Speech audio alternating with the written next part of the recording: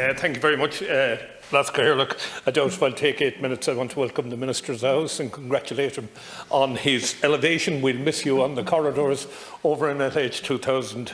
I agree with the speakers that have said that the title of this legislation is somewhat confusing to the ordinary individual, and I would support Senator Ward on the need for a consolidated piece of legislation in the not-too-distant future. Minister, there's a lot of talk about retrofitting, particularly when we look towards the Board Namona workers and the like. I walk around South Dublin and I watch new developments, and I have to congratulate the construction industry in the way in which they have tried to build houses that are more green, more eco-friendly, etc. And when I think about retrofitting, I was talking recently to a relative of mine, and I said, you know, I'm thinking of changing my windows again. And the response I got was, sure, at your age, you might as well leave it for the next guy. And when you think about the costs involved and the people who desperately need to retrofit their properties, by and large, they are in the more elderly age group in the country. And it struck me that when I visited Finland a couple of years ago, the further education and training sector are actively involved in the community in work like retrofitting. As a former trade unionist, I do realise this would cause problems. But I think there may be scope to bring in something like what used to be the old FOSS projects years ago, where community work was done under the auspices of FOSS by trainees, with respect to retrofitting houses for the elderly. Because the costs involved are prohibitive and they simply couldn't afford to do it. And why should they be left out of the loop when it comes to retrofitting their properties?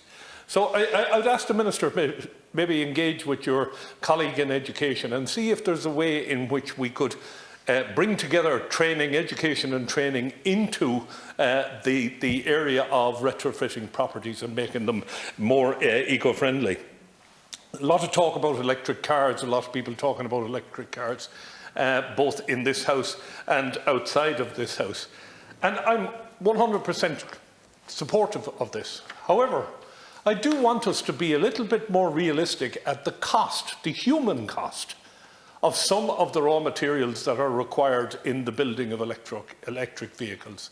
I do want us to be honest about the carbon footprint of the cost of manufacturing an electric car.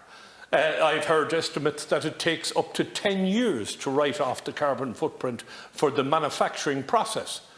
Very few people in this country have a car that's over 10 years old, and if they do, they're going to be levied by an insurance company because the car is too old. So from that point of view, I think we've got to have a more honest debate in the area of electronic vehicles and them replacing petrol or diesel vehicles. I'm not saying it shouldn't be done.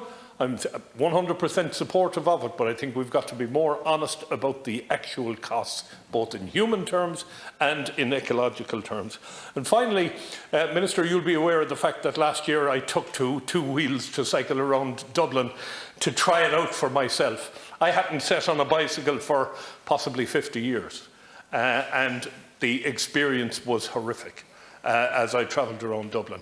Now, in recent days, I have seen people who are experienced cyclists bringing their younger children onto the roads with bicycles. And one of the interesting ones that came up over the last few days was a cycleway, where young novice cyclists were being brought by parents to experience cycling and to become competent in cycling, only to find that it was a racetrack for more competent cyclists. And I'm not too sure what we can do about that, other than maybe to look at bylaws and whatever else that might be changed. But at least we can make the statement in this House that cycleways are for people to travel in a sort of a normal cycling capacity. They are not raceways. If you want to race fellow cyclists, find a track somewhere or get out on the main road. But for God's sake, don't put young children and novice cyclists in danger as you race across some cycleway that was not constructed for that purpose.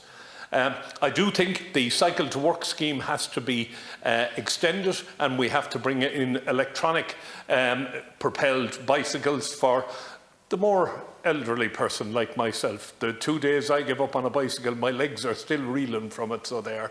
It would have been nice to have the bicycle assisted by electric power.